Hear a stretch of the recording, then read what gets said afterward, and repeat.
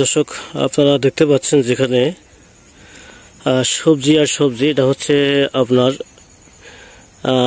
ঢাকা জেলা ধামরাইতে। ঢাকাতেও যে এত সবজি হয় এটা হয়তো আপনারা অবাক হবেন। দেখেন এখানে ঠিক আছে, একটা জমিতে এখানে বেগুন আছে, বাঁধাকপি আছে, আবার এদিকে পেঁপে আছে, এবং এদিকে যে দেখতে পাচ্ছেন মাশাআল্লাহ এখানে ব্রকলি দেখেন আপনার কালারটা কীরকম আসছে। আসলে আল্লাহ পাকের অশেষ রহমত যে একই মাটিতে বিভিন্ন রকমের যে ফসলগুলো এখানে হচ্ছে। আমি ওদিকেও দেখেছি যে আপনার বেগুনগুলো হচ্ছে আপনার নাভি বেগুন, যেটাকে বলা হয় কালো, অনেক সুন্দর বেগুন আসছে এখানে। হচ্ছে এই জমির যে মালিক, যে ভাই কুসুম ব্যাপারী ভাই হচ্ছে এখানে মানে টেকনিক প্রয়োগ করছে যে আপনার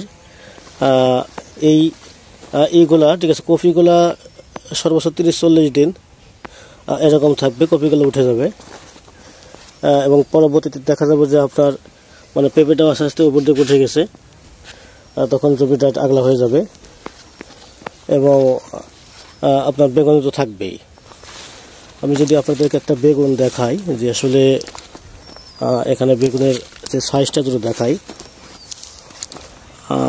দেখেন এই যে দর্শক দেখতে পাচ্ছেন যেখানে এটা হচ্ছে কালো বেগুন, কালো বল বেগুন বলা হয় এটাকে, সরি কালো নাভি বেগুন বলা হয় এটাকে।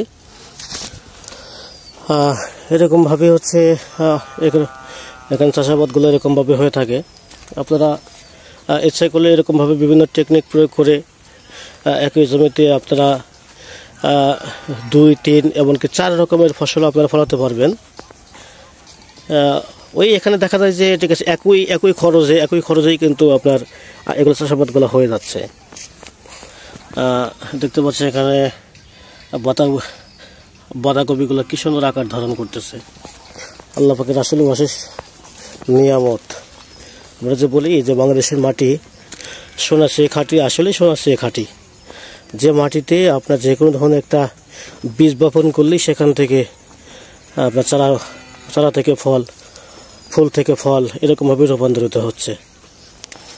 আসলে এই নিয়ামতগুলা শেষ করতে পারবো না, আমরা নিয়ে শেষ করতে পারবো না।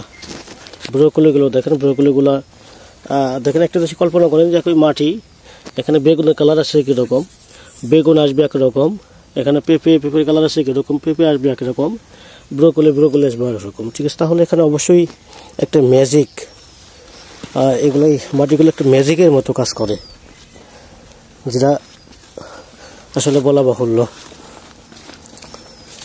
হ্যাঁ, যাই হোক দর্শক, এখানে আসলে ভিডিও করার উদ্দেশ্য যে আপনারা এরকমভাবেই চাষাবাদ করবেন। দেখেন যে আমি সাইটার একটা জমি দেখাচ্ছি, যে এই জমিতেও ঠিক দেখতে পাচ্ছেন যেখানে ধনেপাতা লাগাইছে, এবং এখানে দেখতে পাচ্ছি ভুট্টা লাগাইছে।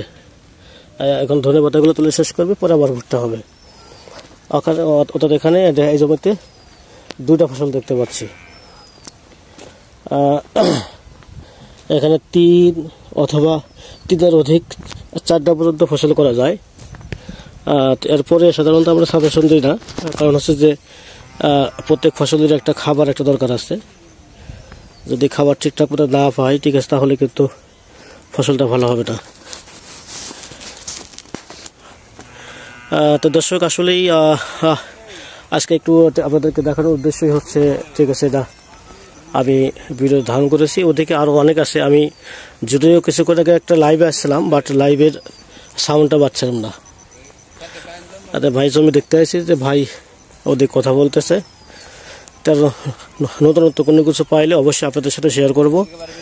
আপনারা যারা উদ্যোক্তা হতে যাচ্ছেন বা উদ্যোক্তা আছেন এখন পর্যন্ত, আপনারা এই সকল টেকনিকগুলো ব্যবহার করতে পারেন। 2-এর অধিক চাষাবাদ, 3-এর অধিক চাষাবাদগুলো কীভাবে করে।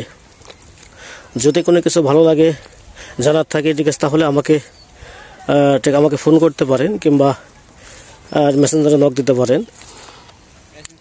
আমি আপনাদের সাথে এগুলো শেয়ার করবো বিনামূল্যে। এখানে কোনো মানে কোনো পেইড বা কোনো কিছু করতে হবে না, বিনা স্বার্থে আপনারা উদ্যোক্তা হন আর এগ্রিকালচারকে আরও ডেভেলপ করেন, আর এটা আশাবাদী।